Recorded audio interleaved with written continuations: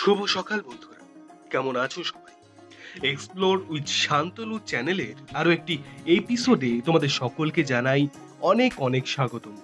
বন্ধুরা, আরো একটি অজানাকে জানার উদ্দেশ্যেই আমরা চলেছি ব্যারাকপুরে অবস্থিত অনবদ্য সুন্দর শিব শক্তি অন্নপূর্ণা দেবীর উদ্দেশ্যে। ব্যারাকপুর বা টিটাগড় রেল স্টেশন থেকে টোটো নিয়ে তোমরা অনায়াসেই চলে আসতে পারো এই মন্দিরে। এছাড়াও মন্দিরের গুগল ম্যাপ লিংক ডেসক্রিপশন বক্সে দেওয়া থাকবে, তোমরা চাইলে সেখান থেকেও দেখে নিতে পারো। বন্ধুরা, এই মন্দিরটি প্রতিষ্ঠিত হয় 1875 খ্রিস্টাব্দে। এই মন্দিরটি প্রতিষ্ঠা করেন জগদম্বা দেবী। লোকমাতা রানী রাসমণির 4 কন্যার মধ্যে তিনি ছিলেন কনিষ্ঠ। বন্ধুরা, মন্দির চত্বরে রয়েছে জগদম্বা দেবীর এক শ্বেত শুভ্র মর্মর মূর্তি।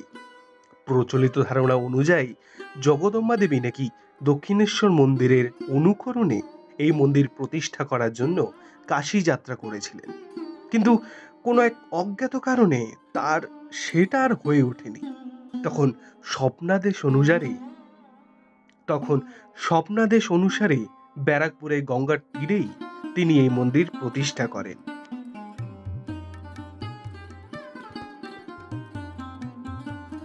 বর্তমানে এই মন্দিরটি দেখাশোনা করেন জগদম্বা দেবীর স্বামী মধুর মোহন বিশ্বাসের বংশধরেরা।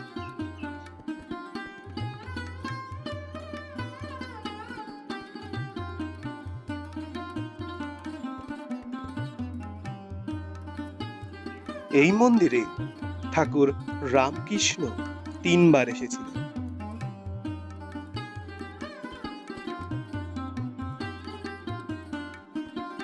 এই মন্দিরে অষ্টধাতু নির্মিত ভোলানাথ এবং সম্পূর্ণ সোনা দিয়ে তৈরি মা অন্নপূর্ণা রূপার সিংহাসনে বিরাজমান।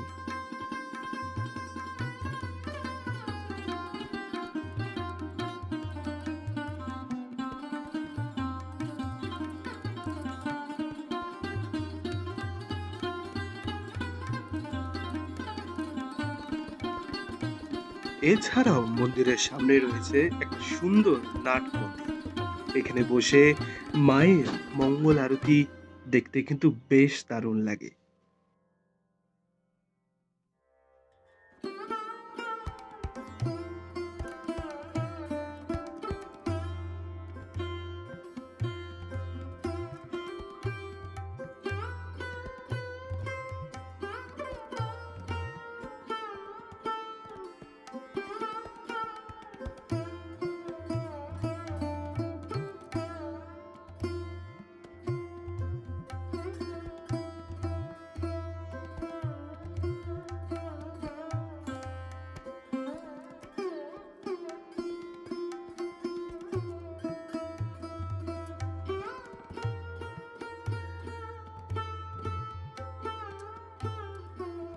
মন্দির চত্বরে রয়েছে 6টি শিব মন্দির এবং খুব কাছেই রয়েছে রানী রাসমণি ঘাট।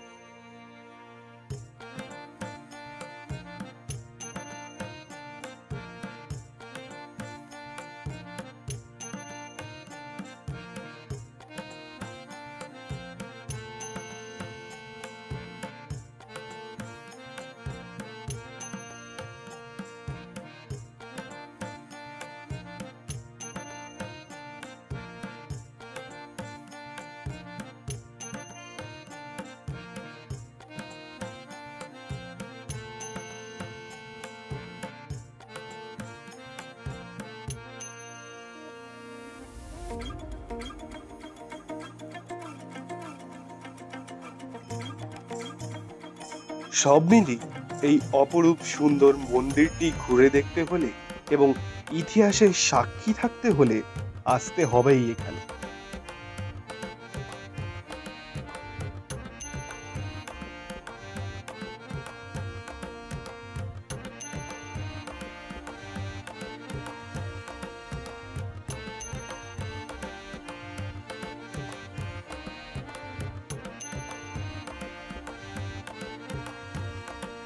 সো বন্ধুরা, ভিডিওটা কেমন লাগলো অবশ্যই জানান এবং চ্যানেলটি এখনো যদি সাবস্ক্রাইব না করে থাকো প্লিজ সাবস্ক্রাইব করে নিও। চলুন তাহলে আবার কোনো একদিন ফিরে আসবো আবার নতুন ভিডিও নিয়ে। চলুন তাহলে কোনো একদিন আবার চলে আসবো নতুন ভিডিও নিয়ে। Till then keep exploring.